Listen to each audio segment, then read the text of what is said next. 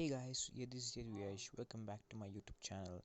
So today in this video, I will be showing you how your Telegram is consuming a lot of internet. And as you guys can see, today I will be showing you going to settings, and here you have to go to data and storage. And as you guys can see, there is an automatic media download option over here, which is defaultly will be set to the maximum data usage.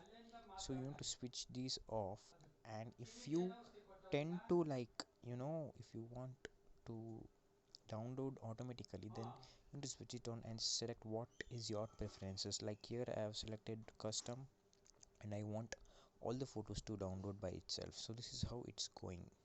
So now, as you guys can see, with these settings, your phone will stop consuming more internet for Telegram. Thank you so much. Have a nice day.